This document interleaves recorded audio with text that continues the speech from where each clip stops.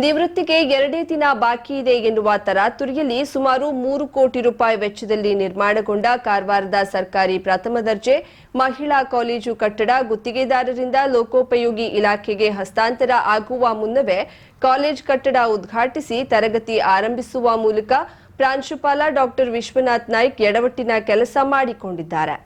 ಗುತ್ತಿಗೆದಾರರಿಂದ ಲೋಕೋಪಯೋಗಿ ಇಲಾಖೆಗೆ ಹಸ್ತಾಂತರ ಆಗುವ ಮುನ್ನವೇ ಕಟ್ಟಡದ ಕಂಪ್ಲೀಷನ್ ಸರ್ಟಿಫಿಕೇಟ್ ಪಡೆದುಕೊಳ್ಳುವುದು ಬಾಕಿ ಇರುವಾಗ ಜಿಲ್ಲಾ ಉಸ್ತುವಾರಿ ಸಚಿವರನ್ನು ಆಹ್ವಾನಿಸದೆ ಶಾಸಕ ಸತೀಶ್ ಸೈಲ್ ಅವರನ್ನು ಆಹ್ವಾನಿಸದೆ ಕಾಲೇಜು ಉದ್ಘಾಟಿಸಿ ತರಗತಿ ಪ್ರಾರಂಭಿಸಿರುವ ಬಗ್ಗೆ ಮಾಹಿತಿ ಪಡೆದ ಶಾಸಕ ಸತೀಶ್ ಸೈಲ್ ಗರಂ ಆಗಿದ್ದು ಕಟ್ಟಡ ಪೂರ್ಣಗೊಂಡ ಬಗ್ಗೆ ಅಗತ್ಯ ಸರ್ಟಿಫಿಕೇಟ್ ಪಡೆಯದೆ ಕಾಲೇಜು ಪ್ರಾರಂಭಿಸಿ ಏನಾದರೂ ಅನಾಹುತ ಆದರೆ ಯಾರ ಜವಾಬ್ದಾರಿ ಎಂದು ಈ ಘಟನೆ ಬಗ್ಗೆ ವಿಚಾರಣೆ ನಡೆಸುವಂತೆ ಡಿವೈಎಸ್ಪಿ ಅವರಿಗೆ ಸೂಚನೆ ನೀಡಿದ್ದಾರಲ್ಲದೆ ನಿಯಮಾನುಸಾರ ಕಟ್ಟಡ ಹಸ್ತಾಂತರ ಪ್ರಕ್ರಿಯೆ ಪೂರ್ಣಗೊಳ್ಳದೆ ಕಾಲೇಜು ಆರಂಭ ಮಾಡದಂತೆ ಸೂಚನೆ ನೀಡಿದ್ದಾರೆ. ಈ ಹಿನ್ನೆಲೆಯಲ್ಲಿ ಲೋಕೋಪಯೋಗಿ ಇಲಾಖೆಯ ಅಧಿಕಾರಿಗಳು ಸರ್ಕಾರಿ ಪ್ರಥಮ ದರ್ಜೆ ಮಹಿಳಾ ಕಾಲೇಜಿಗೆ ದೌಡಾಯಿಸಿದ್ದು ಈ ಸಂದರ್ಭದಲ್ಲಿ ಕಾಲೇಜಿನಲ್ಲಿ ತರಗತಿ ಕೂಡ ನಡೆಯುತ್ತಿರುವುದು ಕಂಡುಬಂದಿದೆ. ಈ ಸಂದರ್ಭದಲ್ಲಿ ಕಾಲೇಜಿನ ಪ್ರಾಂಶುಪಾಲ ಡಾಕ್ಟರ್ ವಿಶ್ವನಾಥ್ ನಾಯ್ಕ್ ಸ್ಥಳದಲ್ಲಿ ಉಪಸ್ಥಿತರಿರಲಿಲ್ಲ. ಕಾಲೇಜಿನಲ್ಲಿದ್ದ ಉಪನ್ಯಾಸಕರಿಗೆ ಆಗಿರುವ ಲೋಪದ ಬಗ್ಗೆ ವಿವರಿಸಿದ ಲೋಕೋಪಯೋಗಿ ಅಧಿಕಾರಿಗಳು ನೀವು ಕಾಲೇಜು ಆರಂಭಿಸಿದ್ದು ಸರಿಯಲ್ಲ ಎಂದು ತಿಳಿ ಹೇಳಿ ವಿದ್ಯಾರ್ಥಿಗಳನ್ನ ಹೊರಗೆ ಕಳುಹಿಸಿ ಕಾಲೇಜು ಕಟ್ಟಡಕ್ಕೆ ಬೀಗ ಹಾಕಿ ಬೀಗ ಪಡೆದುಕೊಂಡಿದ್ದಾರೆ.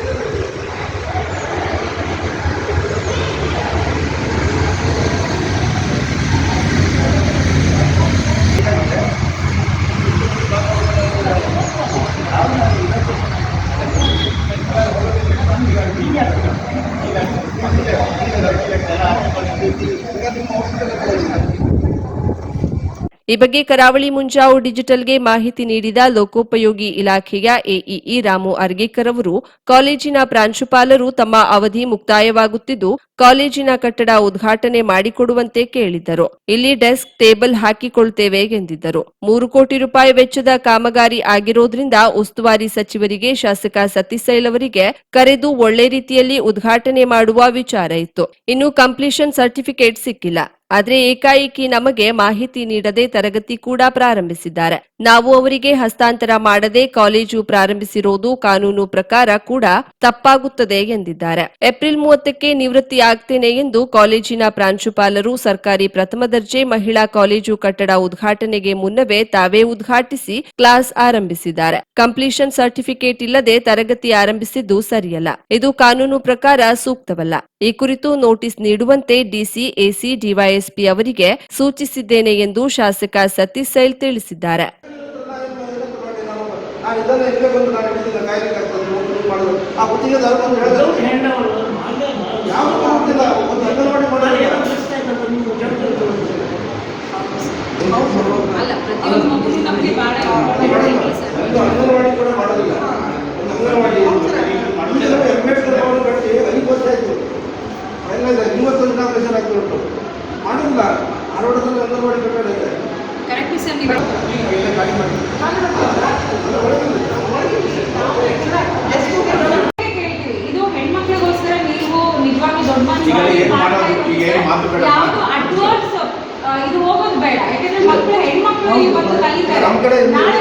ಕುಮಟಾ ಶಾಸಕ ದಿನಕರ್ ಶೆಟ್ಟಿ ಅವರು ಜನರ ಪ್ರತಿನಿಧಿಯಂತೆ ವರ್ತಿಸದೆ ಗುತ್ತಿಗೆದಾರರ ಪ್ರತಿನಿಧಿಯಂತೆ ವರ್ತನೆ ಮಾಡುತ್ತಿದ್ದಾರೆ ಎಂದು ಸಾಮಾಜಿಕ ಹೋರಾಟಗಾರ ಮಂಜುನಾಥ್ ಕುಮಾರ್ ಆಗೇರ್ ಆರೋಪಿಸಿದ್ದಾರೆ. ಕಾರವಾರ ನಗರದ ಪತ್ರಿಕಾಭವನದಲ್ಲಿ ನಡೆದ ಸುದ್ದಿಗೋಷ್ಠಿಯಲ್ಲಿ ಮಾತನಾಡಿದ ಅವರು ಕುಮಟಾ ತಾರಿಬಾಗಿಲು ಸೇತುವೆ ಕಾಮಗಾರಿಯ ವಿಳಂಬ ಹಾಗೂ ಸಂಪರ್ಕ ರಸ್ತೆ ಮಾಡುವ ಕುರಿತಂತೆ ಈ ಹಿಂದೆ ಪತ್ರಿಕಾಗೋಷ್ಠಿ ನಡೆಸಿದ್ದೇವೆ. ಜೊತೆಗೆ ಫಿಲಿಪ್ ಡಿಕೋಸ್ತಾ ಕಂಪನಿ ಲೈಸೆನ್ಸ್ ರದ್ದು ಮಾಡುವಂತೆ ದಾಖಲೆ ಸಹಿತ ಜಿಲ್ಲಾಧಿಕಾರಿಗೆ ಮನವಿ ಸಲ್ಲಿಸಲಾಗಿದೆ. ಈ ಬಗ್ಗೆ ಶಾಸಕ ದಿನಕರ್ ಶೆಟ್ಟಿ ಅವರು ಪತ್ರಿಕಾ ಪ್ರಕಟಣೆ ನೀಡಿದ್ದು ಗುತ್ತಿಗೆ ಕಂಪನಿಯ ಮುಖವಾಣಿಯಂತೆ ಮಾತನಾಡಿದ್ದಾರೆ. ಪತ್ರಿಕಾಗೋಷ್ಠಿಯಲ್ಲಿ ಎಲ್ಲಾ ದಾಖಲೆಗಳನ್ನ ಮುಂದಿಟ್ಟು ಮಾತನಾಡಿದ್ದೇನೆ. ಆದರೆ ಶಾಸಕರು ಸೇತುವೆ ಕಾಮಗಾರಿಯ ವಾಸ್ತವ ಸ್ಥಿತಿ ಅರಿಯದೆ ತಮ್ಮ ಹೇಳಿಕೆಯಲ್ಲಿ ಆರೋಪವು ಊಹಾಪೋಹ ಎಂದಿರುವುದು ಸತ್ಯಕ್ಕೆ ದೂರವಾಗಿದೆ ಎಂದರು. ಇದೀಗ ಶಾಸಕರೇ ಶೀಘ್ರವಾಗಿ ಕಾಮಗಾರಿ ಮುಗಿಸುತ್ತೇನೆಂದು ಸೇತುವೆ ಕಾಮಗಾರಿಯ ಜವಾಬ್ದಾರಿ ತೆಗೆದುಕೊಂಡಿದ್ದಾರೆ.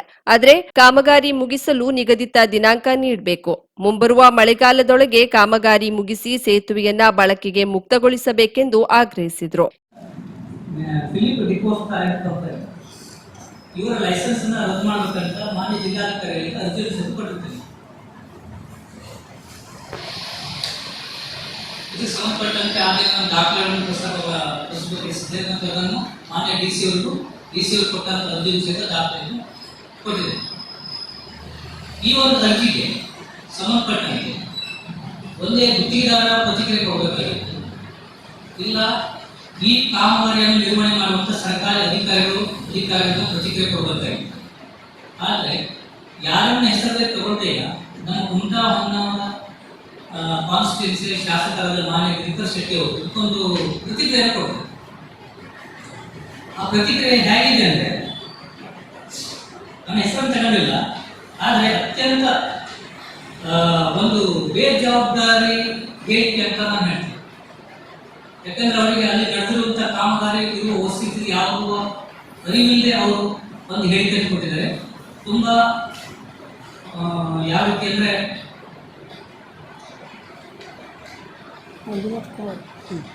ಇನ್ನು ತಾರಿಬಾಗಿಲು ಸೇತುವೆಗೆ ಸಂಪರ್ಕ ರಸ್ತೆ ಸಂಬಂಧವೀಗ ಸಾರ್ವಜನಿಕರಿಗೆ ನೋಟಿಸ್ ನೀಡಲಾಗಿದೆ. ಆದರೆ ಸಂಪರ್ಕ ರಸ್ತೆಗೆ ಜಾಗ ಗುರುತಿಸದೆ 18 ಕೋಟಿ ವೆಚ್ಚದ ಸೇತುವೆ ಕಾಮಗಾರಿಯನ್ನ ತರಾತುರಿಯಲ್ಲಿ ನಿರ್ಮಿಸಲು ಕಾರಣವೇನು? ಈಗಲೂ ಜನ ಬಾರ್ಜಲ್ಲಿ ಸಂಚರಿಸೋದಾದ್ರೆ ಸೇತುವೆ ಯಾಕೆ ಎಂದು ಮಂಜುನಾಥ್ ಆಗೇರವರು ಕುಮಟಾ ಶಾಸಕರ ಎದುರು ಪ್ರಶ್ನೆ ಇಟ್ಟಿದ್ದಾರೆ.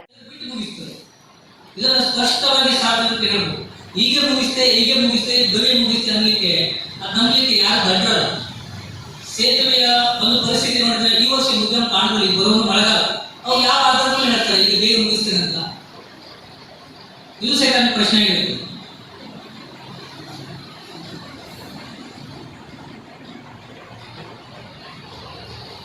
ಶಾಸಕರಂತೂ ಈ ಸೇತುವೆ ಬಗ್ಗೆ ಕಾಂಟ್ರಾಕ್ಟರ್ ಪರವಾಗಿ ಮಾತಾಡ್ಬಿಟ್ಟು ನಡೀತಾರೆ. ಅವರು ಗುತ್ತಿಗೆ ಅಭಿವೃದ್ಧಿ ಬಗ್ಗೆ ಮಾತಾಡ್ತಾರೆ, ಅಭಿವೃದ್ಧಿ ಮಾಡಿ ತೊಂದರೆ ಇಲ್ಲ.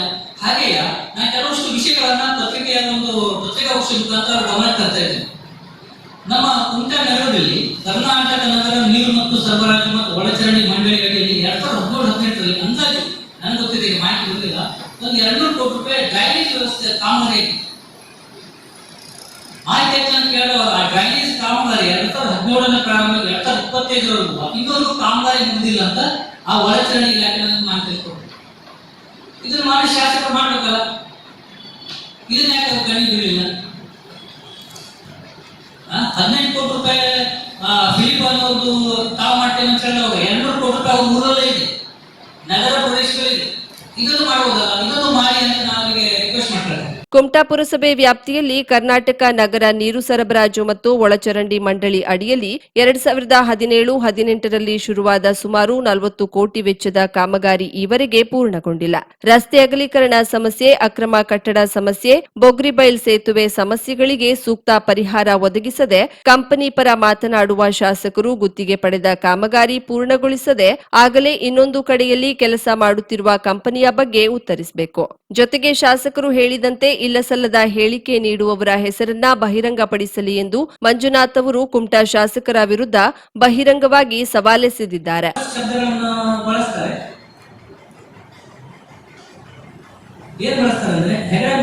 ಸೇತುವೆ ನಿರ್ಮಾಣದಲ್ಲಿ ಯಾವುದೇ ಕೊರತೆ ಇಲ್ಲ, ಅವರು ವೈಯಕ್ತಿಕರು. ಆದ್ರೆ ಮತ್ತೊಂದು ಹೇಳ್ತಾರೆ, ಯಾರು ಊಹಾಪೋಹಗಳಿಗೆ ಕಿವಿಗೊಡಬಾರದು ಶಾಸಕರು. ನೋಡಿ, ನಾನು ಯಾವುದೇ ಊಹಾಪೋಹ ಅನ್ನುವ ವಿಷಯವನ್ನ ಮತ್ತು ಅವರ ಹೊರಲಿರುವಂತ ಪೂರಾ ವಿಷಯವನ್ನು ಸಂಪೂರ್ಣ ಖಂಡಿಸಿದೆ. ಒಂದು ಪ್ರೆಸ್ ಮೀಟ್ ಮಾಡಬೇಕಾದ್ರೆ ಮತ್ತೆ ಒಂದು ಹಿರಿಯ ಅಧಿಕಾರಿಗಳಿಗೆ ದೂರ ಕೊಡಬೇಕಾದ್ರೆ ಅದಕ್ಕೆ ಆದಂತ ಒಂದು ದಾಖಲೆಗಳ ಅವಶ್ಯಕತೆ ಇರ್ತದೆ. ಆ ದಾಖಲೆಗಳನ್ನು ತಮ್ಮ ಮುಂದೆ ಹಾಜರುಪಡಿಸಿ ನಾವು ಇವರು ಊಹಾಪೋಹ ಅನ್ನೋ ಶಬ್ದ ಬಳಸಿದ್ದು ಈ ಪತ್ರಿಕಾ ಒಂದು ಪೋಸ್ಟಿಗೆ ಅವರು ಅವಮಾನ ಮಾಡ್ತಾರೆ. ಅದನ್ನೇ ಚಾಲೆಂಜ್ ಮಾಡಬಹುದು. ಯಾಕಂದ್ರೆ ನಾನು ಮೊಬೈಲ್ ಹಾಕಿಲ್ಲ, ನಾನು ಕಾರವಾರ ತಾಲೂಕಿಗೆ ಜಿಲ್ಲಾ ಒಂದು ಕೇಂದ್ರಕ್ಕೆ ಬಂದು ತಮ್ಮಗಳ ಮುಂದೆ ದಾಖಲಾದ ಮೇಲೆ ನಾನು ಅದು ಹೇಳಿದ ಊಹಾಪೋಹ ಅಂತ ಶಾಸಕರು ಮಾನ್ಯ ಶಾಸಕರು ಹೇಗೆ ಹೇಳ್ತಾರೆ ಅದನ್ನ? ಮುಖ್ಯಮಂತ್ರಿ ಸಿದ್ದರಾಮಯ್ಯ ಅವರು ಇಂದು ಬಸವ ಸಮಿತಿ ಆಯೋಜಿಸಿದ್ದ ವಿಶ್ವಗುರು ಬಸವ ಜಯಂತಿ ಕಾರ್ಯಕ್ರಮವನ್ನು ಉದ್ಘಾಟಿಸಿ ಮಾತನಾಡಿದರು. ಸರ್ಕಾರ ಅವರಿಗೆ ಕೃತಜ್ಞತೆಯನ್ನ ಸಲ್ಲಿಸುವ ಸಲುವಾಗಿ ಸಾಂಸ್ಕೃತಿಕ ನಾಯಕ ಎಂದು ಗುರುತಿಸಿದೆ. ಬಸವಣ್ಣ ವಿಶ್ವ ಗುರುಗಳಾಗಿದ್ದು ಅವರು ಕೇವಲ ಸಾಮಾಜಿಕ ಕ್ರಾಂತಿ ಮಾಡಿದವರಲ್ಲ, ಸಮಾಜದ ಪರಿವರ್ತನೆಗೆ ಇತಿಹಾಸದಲ್ಲಿ ಶಾಶ್ವತವಾಗಿ ನೆಲೆಸುವ, ಜನರ ಮನಸ್ಸಿನಲ್ಲಿ ಅಚ್ಚಳಿಯದೆ ಉಳಿಯುವ ಕೆಲಸವನ್ನ ಬಸವಣ್ಣ ತಮ್ಮ ಜೀವಿತ ಕಾಲದಲ್ಲಿ ಮಾಡಿದ್ದಾರೆ ಎಂದು ತಿಳಿಸಿದ ಮುಖ್ಯಮಂತ್ರಿಗಳು ಬಸವ ಜಯಂತಿಯ ಶುಭಾಶಯಗಳನ್ನು ತಿಳಿಸಿದರು. ಸನ್ಮಾನ್ಯ ಮುಖ್ಯಮಂತ್ರಿಗಳವರಿಗೆ ಅರವಿಂದ್ ಜೋಶಿ ಅವರು ಗೌರವಾರ್ಪಣೆಯನ್ನ ಸಮರ್ಪಣೆ ಮಾಡ್ತಿದ್ದಾರೆ. ಮುಖ್ಯಮಂತ್ರಿಗಳಿಗೆ ಬಸವ ಸಮಿತಿ ವತಿಯಿಂದ ಈ ಗೌರವಾರ್ಪಣೆ ನೆರವೇರ್ತಾ ಇದೆ. ಓಂ ಶ್ರೀ ಗುರು ಬಸವಲಿಂಗಾಯ ನಮಃ.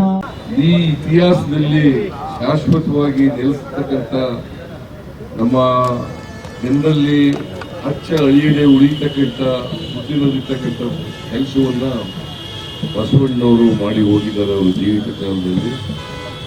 ಅಂಥವ್ರನ್ನ ನೆನ್ಕೊಳ್ತಕ್ಕಂಥದ್ದು ಪ್ರತಿಯೊಬ್ಬ ಕನ್ನಡಿಗನ, ಪ್ರತಿಯೊಬ್ಬ ಭಾರತೀಯನ ಕರ್ತವ್ಯ ಅಂತೇಳಿ ನಾನು ಭಾವಿಸ್ಕೊಂಡಿದ್ದೇನೆ. ನಾವು ಸರ್ಕಾರ ಅವರಿಗೆ ಕೃತಜ್ಞತೆಯನ್ನು ಸಲ್ಲಿಸಲಿಕ್ಕೋಸ್ಕರವಾಗಿ ಅವರನ್ನ ಸಾಂಸ್ಕೃತಿಕ ನಾಯಕ ಅಂತೇಳಿ ಮಾಡಿದ್ದೇವೆ. ಅದರಿಂದ ಅರ್ಥ ಮಹಾನ್ ವ್ಯಕ್ತಿಯ ಜನ್ಮದಿನವನ್ನು ಆಚರಣೆ ಮಾಡ್ತಾ ಇದ್ದೀವಿ. ಈ ನಾಡಿನ ಜಗತ್ತಿಗೆ ಒಳ್ಳೆಯದಾಗಲಿ, ಶುಭ ಆಗಲಿ, ಅವರನ್ನು ಗೌರವಿಸತಕ್ಕಂಥ ಕೆಲಸ ಮಾಡೋಣ ಅಂತ ಹೇಳಿ ಈ ಮಾತುಗಳನ್ನು ಹೇಳಿ ನನ್ನ ಮಾತುಗಳನ್ನು ಮುಂದೆ. ಗೋಕರ್ಣದಲ್ಲಿ ಊರಿನಿಂದ ಹೊರಹೋಗುವ ಏಕಮುಖ ಸಂಚಾರ ವ್ಯವಸ್ಥೆಯ ಮುಖ್ಯ ರಸ್ತೆಯ ಮೀನು ಮಾರುಕಟ್ಟೆ ಬಳಿಯ ಕಿರು ಸೇತುವೆ 2 ಅಂಚಿನಲ್ಲಿ ತಡೆಗೋಡೆ ನಿರ್ಮಿಸುವಂತೆ ಸಾರ್ವಜನಿಕರು ಆಗ್ರಹಿಸಿದ್ದಾರೆ. ತೀರಾ ಇಕ್ಕಟ್ಟಾದ ಈ ರಸ್ತೆಯಲ್ಲಿರುವ ಸೇತುವೆಯಲ್ಲಿ ವಾಹನ ಬಂದ್ರೆ ಎದುರಿನಿಂದ ವಾಹನ ಅಥವಾ ಪಾದಾಚಾರಿ ಬಂದ್ರೆ ಜಾಗ ಬಿಡುವ ವೇಳೆ ಸ್ವಲ್ಪ ಯಾಮಾರಿದ್ರೂ ಹಳ್ಳಕ್ಕೆ ಬೀಳುವ ಪರಿಸ್ಥಿತಿ ನಿರ್ಮಾಣವಾಗಿದೆ. ಈಗಾಗಲೇ ಹಲವರು ಬಿದ್ದು ಗಾಯಗೊಂಡಿದ್ದು ಅದೃಷ್ಟವಶಾತ್ ಜೀವಾಪಾಯದಿಂದ ಪಾರಾಗಿದ್ದಾರೆ. ನಿತ್ಯ ಸಾವಿರಾರು ವಾಹನಗಳು ಸಂಚರಿಸುವ ಈ ಮಾರ್ಗದಲ್ಲಿ ವರ್ಷಗಳಿಂದ ಅಪಾಯದ ಸ್ಥಿತಿಯಲ್ಲಿರುವ ಸೇತುವೆಯನ್ನ ಸರಿಪಡಿಸದೆ ಬಿಟ್ಟಿದ್ದು ಇನ್ನಾದರೂ ಎಚ್ಚೆತ್ತು ಕ್ರಮ ತೆಗೆದುಕೊಳ್ತಾರೆಯೇ ಕಾದು ನೋಡಬೇಕಿದೆ. ಇದೇ ಸೇತುವೆ ಬಳಿಯ ವಿದ್ಯುತ್ ಕಂಬಕ್ಕಿದ್ದ ದಾರಿದೀಪವನ್ನ ಹಲವು ದಿನಗಳಿಂದ ತೆಗೆಯಲಾಗಿದ್ದು ರಾತ್ರಿ ವೇಳೆ ಸಂಚರಿಸುವ ಪಾದಾಚಾರಿಗಳು ಜೀವಭಯದಲ್ಲೇ ಸಾಗಬೇಕಿದೆ.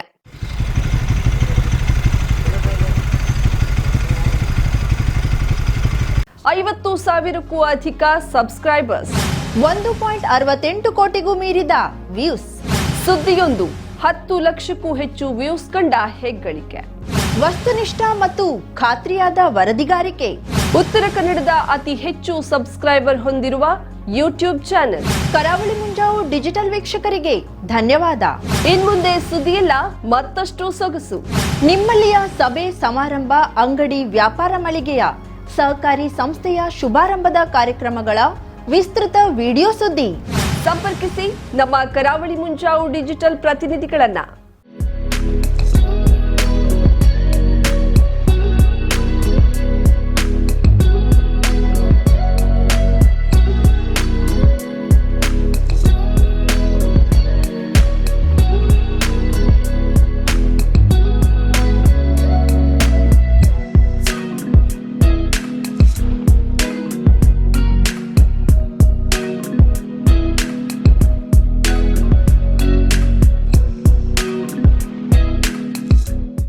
ಸಮಾರಂಭ ನಿಮ್ಮದು, ಸಂಭ್ರಮ ನಮ್ಮದು. ನೋಡ್ತಾ ಇರಿ ಕರಾವಳಿ ಮುಂಜಾವು ಡಿಜಿಟಲ್.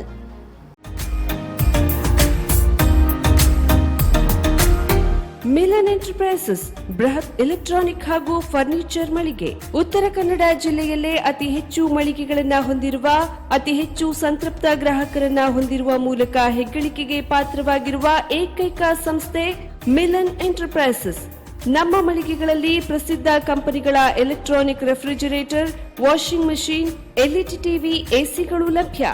ಭಾರತದ ಕರಾವಳಿ ಹವಾಮಾನಕ್ಕೆ ಹೊಂದಿಕೊಳ್ಳುವ ನಂಬರ್ 1 ಬ್ರ್ಯಾಂಡ್ ಆದ ಗೋದ್ರೇಜ್ ಕಂಪನಿಯ ಕಪಾಟು, ಆಫೀಸ್ ಟೇಬಲ್, ಆಫೀಸ್ ಚೇರ್, ಬ್ಯಾಂಕ್ಗಳಿಗೆ ಹಾಗೂ ಚಿನ್ನದ ಅಂಗಡಿಗಳಿಗೆ ಬೇಕಾಗುವ ಸೇಫ್ ಲಾಕರ್ಗಳು ಅತಿ ಕಡಿಮೆ ಬೆಲೆಯಲ್ಲಿ ಲಭ್ಯವಿದೆ. Teak wood sofa set, wooden dining table ಹಾಗೂ ಗ್ರಾಹಕರಿಗೆ ಬೇಕಾಗುವ ಅಳತೆಯಲ್ಲಿ ನಿಮ್ಮ ಮನೆಗೆ ಹೊಂದಿಕೊಳ್ಳುವ ಹಾಗೆ ಫರ್ನಿಚರ್ಗಳನ್ನ ಮಾಡಿಕೊಡಲಾಗುವುದು. ಕಸ್ಟಮೈಸ್ಡ್ ಕಿಚನ್, ವಾರ್ಡ್ರೋಬ್ಗಳನ್ನ ಅತಿ ಹೆಚ್ಚು ವರ್ಷಗಳ ಕಾಲ ಬಾಳಿಕೆ ಬರುವ ಹಾಗೆ ವಾರಂಟಿಯೊಂದಿಗೆ ಮಾಡಿಕೊಡಲಾಗುವುದು. ನಮ್ಮಲ್ಲಿ ಡ್ಯೂರಾಫ್ಲೆಕ್ಸ್, ಗೋದ್ರೇಜ್ ಕಂಪನಿಯ memory foam mattress, orthopaedic mattress, spring ಮ್ಯಾಟ್ರೆಸ್ಗಳು ಕಡಿಮೆ ಬೆಲೆಯಲ್ಲಿ ಲಭ್ಯ. ವಿವಿಧ ಕಂಪನಿಗಳ ನವೀನ ಮಾದರಿಯ ಮಿಕ್ಸರ್, ಗ್ರೈಂಡರ್, ಫ್ಯಾನ್, ಕುಕ್ಕರ್, ತವಾ, ಫ್ಲಾಸ್ಕ್, ಮೈಕ್ರೋ ಓವೆನ್ಗಳು ಲಭ್ಯವಿದೆ. 0% ಬಡ್ಡಿಯೊಂದಿಗೆ ಸ್ಥಳದಲ್ಲಿಯೇ ಬಜಾಜ್ ಫೈನಾನ್ಸ್ ನಿಂದ ಸಾಲ ಸೌಲಭ್ಯವಿದೆ. ಮಿಲನ್ ಎಂಟರ್ಪ್ರೈಸಸ್ ನಲ್ಲಿ ಖರೀದಿ ಮಾಡುವ ಗ್ರಾಹಕರಿಗೆ ಡಿಸ್ಕೌಂಟ್ ಮತ್ತು ಗಿಫ್ಟ್ ಜೊತೆಗೆ ಪ್ರತಿ 2,000 ರೂಪಾಯಿಗಳ ಖರೀದಿಗೆ ಒಂದು ಬಂಪರ್ ಲಕ್ಕಿ ಡ್ರಾ ಕೂಪನ್ ನೀಡಲಾಗುವುದು. ಈ ಲಕ್ಕಿ ಡ್ರಾನಲ್ಲಿ 7 ಲಕ್ಷದವರೆಗೆ ಬಹುಮಾನ ಗೆಲ್ಲುವ ಅವಕಾಶ ನಿಮ್ಮದಾಗಿರುತ್ತದೆ. ಲಕ್ಕಿ ಡ್ರಾದಲ್ಲಿ 1 ಕಾರ್, 2 ಬೈಕ್ ಮತ್ತು ರೆಫ್ರಿಜಿರೇಟರ್, ವಾಷಿಂಗ್ ಮಷಿನ್ ಸೇರಿದಂತೆ 30 ಲಕ್ಕಿ ಗ್ರಾಹಕರಿಗೆ ಬಹುಮಾನ ಗೆಲ್ಲುವ ಅವಕಾಶ. ಗ್ರಾಹಕರ ಸಂತೃಪ್ತಿಗೆ ನಮ್ಮ ಮೊದಲ ಆದ್ಯತೆ ಎನ್ನುವುದು ಮಿಲನ್ ಎಂಟರ್ಪ್ರೈಸಸ್ನ ವಾಕ್ಯ. ಉತ್ತರ ಕನ್ನಡ ಜಿಲ್ಲೆಯ ನಮ್ಮ ಶೋರೂಮ್ಗಳಾದ old Mahalakshmi supermarket, Mulla stop ಹತ್ತಿರ, ಕಾಜುಬಾಗ್, ಕಾರವಾರ, ಅಗ್ರಿಕಲ್ಚರ್ ಆಫೀಸ್ ಎದುರುಗಡೆ, ಮಾಸ್ತಿಕಟ್ಟೆ ರೋಡ್, ಹೊನ್ನಾವರ, ಸೀಮಾ ಕಾಂಪ್ಲೆಕ್ಸ್ ಹತ್ತಿರ, Moni Basti main road, Bhatkal, Indian bank ಎದುರು, CP Bazar road, Sirsi, JS building, JN road, Dandeli, KS building, Motikeri road, Haliyal. ಇಲ್ಲಿಗೆ ತಪ್ಪದೇ ಭೇಟಿ ನೀಡಿ ಸಂತೃಪ್ತರಾಗಿ.